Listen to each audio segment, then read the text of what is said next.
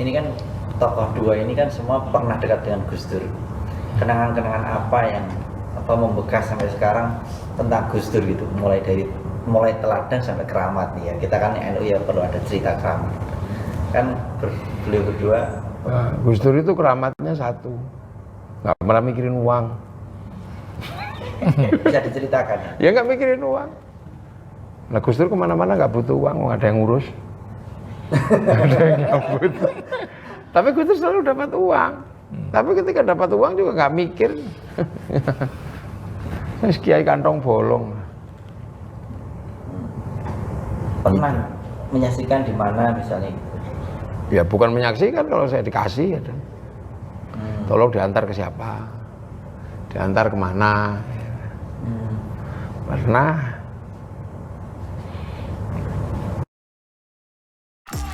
Kalau yang saya anggap itu bukan keramat tetapi kelebihan Gus Dur adalah dari sisi kesabarannya. Ya, karena saya pernah mendampingi. Jadi kalau Gus Dur selama ini dikatakan orang yang sering marah-marah dan sebagainya, justru itu terbalik.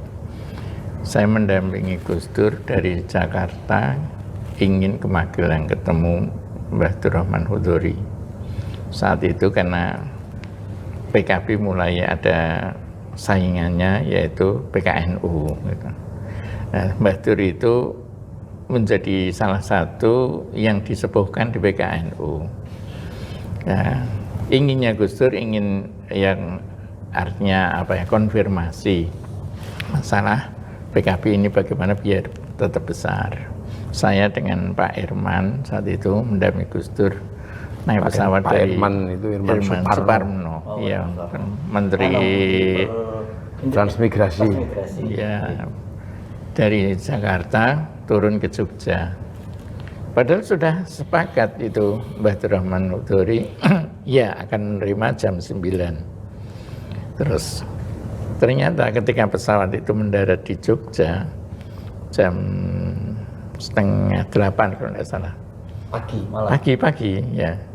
Itu diberitahu Mbah Dur tidak di rumah. Nanti Mbah Abdurrahman Hudori ngendikannya tidak di rumah. Padahal saat itu betul-betul sudah komunikasi antara beliau berdua itu. Nah, dalam hati saya, wong sudah janjian kok ditinggal pergi. Terus Gus Dur diberitahu Gus Yusuf, jawab Gus Dur enteng, nggih pun nek mboten teng dalem memang dereng ditakdirke ketemu. Wis ayo ning Mbah Lim wae. Jadi tidak jadi ke Magelang terus ke Klaten gitu.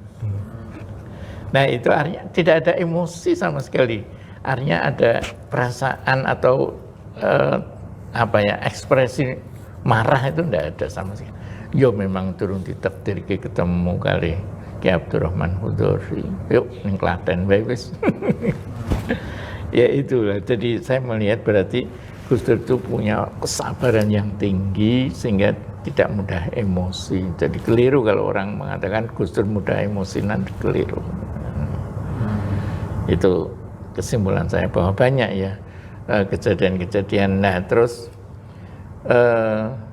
juga tidak hanya sayang dengan umat NU, saya itu juga gumun orang seperti Gus Dur seperti itu. Ketika di Jogja sebelum ke Klaten, dari bandara langsung mampir ke Mbak Alisa saat itu nyun sewu, walaupun dia mungkin ya makfuful ain ya, tidak bisa melihat, tapi bisa ngomong putranya Mbak Alisa itu bisa dijak guyonan, bisa dibopong, bisa, ya Allah saya kok bisa seperti itu Gus Dur ya, yang kayak gitu calon mantan presiden toh dengan anak kecil masih begitu bisa menyayangi, bisa ngejak guyonan dan sebagainya. Nah itulah saya katakan tadi bahwa dia punya jiwa sabar yang tinggi dan juga menghibur yang tinggi juga gitu.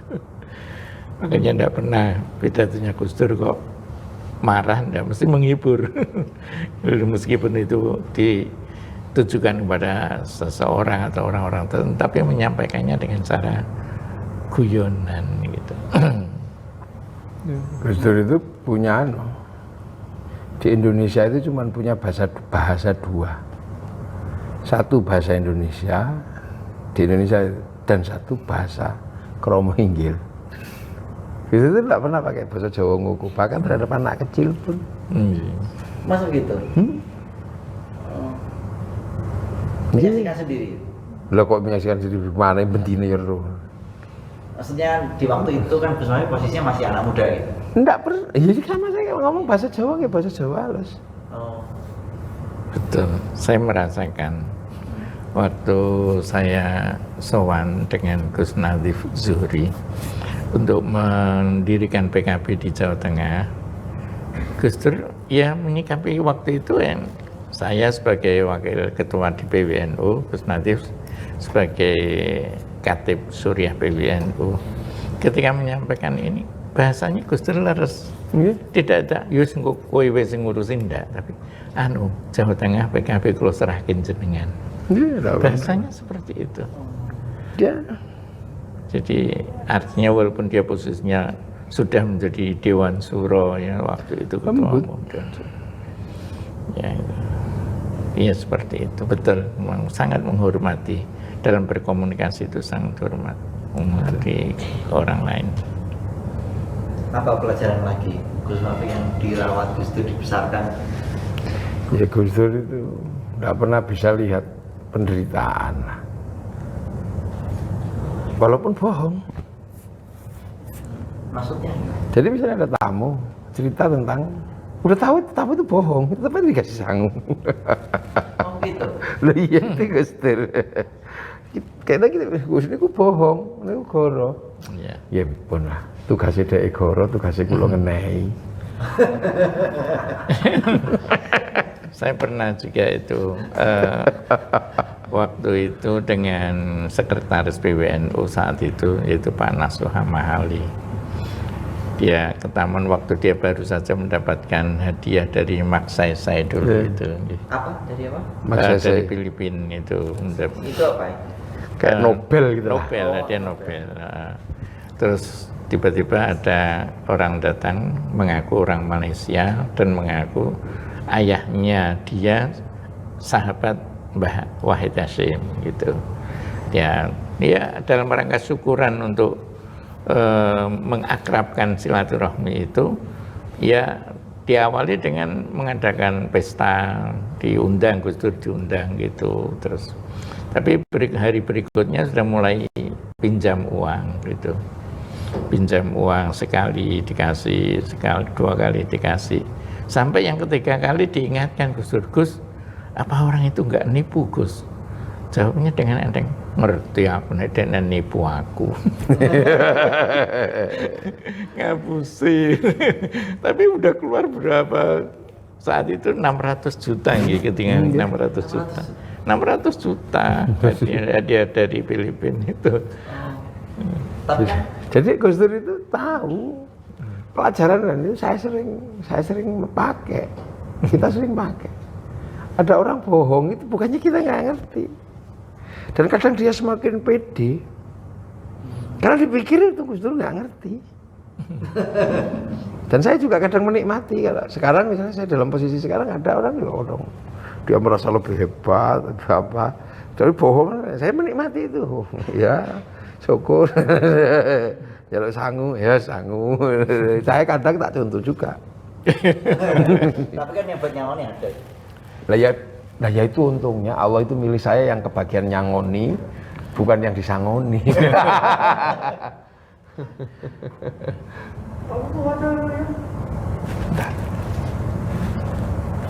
5 menit. Iya. Itu Dewan Suro. Jadi kula niku Suriah niku mustasar. Ya itu, jadi ada satu ketika ada dukun terkenal di Jawa Timur. Kalau ceritanya panjang dan lucu ya. Tapi nggak saya tak ceritakan lucunya. Ya, diceritakan sak lucunya. Nggak mau lucu itu. Iya. Jadi kalau ada orang sana itu dia modelnya kesurupan itu. Nanti ada penerjemahnya. Nah penerbitnya dia ngomong minta sapi. Satu ketika saya sama Gus Im, adik yang paling kecil, minta ke sana itu, nggak denger katanya, kata Gus Im. Terus dukunnya semakin, kata penyerbannya minta sapi, Pak. Enggak, saya nggak dengar sendiri. Iya sapi katanya. Kata dukunnya itu nama iya sapi. Nah, udah tahu lah kita itu bohong gitu ya. Nah satu ketika kita diutus itu tuh bawain uang. Yang utus Gus? Kasihkan. Padahal kita cerita itu dukun palsu. Gak apa-apa, waktu kasih DE itu dukun palsu. Nah itu pernah. Ya kayak begitu jadi. Bukannya nggak tahu, lah itu kan lebih berbahaya lagi. Si dukun palsunya menjadi merasa lebih benar. Jadi kadangnya kasihan juga, makanya. Bukannya kita itu nggak ngerti. Saya itu belajar banyak. Tapi kayak begitu kan hanya dinikmati Gus Dur kepada orang yang menipu Gus Dur, bukan menipu negara. Bukan. Saya nggak ngerti. Ada wilayah transendental lah. Yang memang dia juga nggak bisa mengelak sebagai orang harus nipu. Gus Dur juga nggak bisa mengelak sebagai orang yang harus memberi. Itu bisa diceritakan, itu ada wilayah-wilayah yang sangat spiritual gitu lah. Itu maksud saya itu bukan kemudian semata-mata, tapi ada di atas itu ada lagi. Itu wilayah-wilayah. Terhadap pengkhianatan negara, sikap Gus Dur berbalik. Oh beda kayak terhadap bagaimana marah beliau kalau ada orang yang ini kemudian gampang dipecat gitu. Ya makanya mau dipecati kan waktu itu. Tapi Gus Dur keduluan. Gus Dur yang dipecat. Jadi makanya kadang saya lihat terakhir kan buku Menjerat Gus Dur itu bagus. Tapi kan yang harus diingat bahwa Gus Dur itu juga pemimpin negara dan politisi. Jadi sebenarnya kayak Akbar Tanjung menjerat, Fuad Bawazir menjerat, itu ya sebenarnya Gus Dur juga pengen menjerat mereka, cuman keduluan.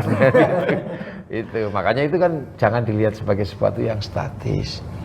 Persekongkolan Megawati, Amin Rais, Akbar Tanjung jangan dilihat sebagai sesuatu yang statis anak muda. Kenapa? Karena habis itu toh yang memenjarakan Akbar Tanjung juga Megawati kan.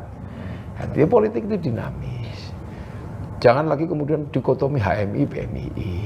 Karena setelah itu Mahfud MD juga ketua kami. Itu kan nanti dinamis saja melihat itu. Sampai kemudian SBY jadi presiden. Ya apapun ceritanya dia jadi presiden. Kemudian misalnya di tubuh NU ya Caimin. Kemudian yang menyelamatkan lah dalam situasi seperti itu menurut versi Caimin. Menurut versi Gus Dur ya beda lagi.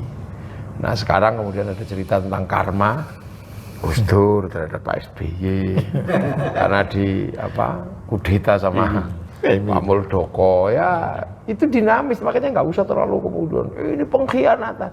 Politik itu dinamis. Siapa yang punya negara, nah dia itulah nanti yang akan mengatur rule of game-nya.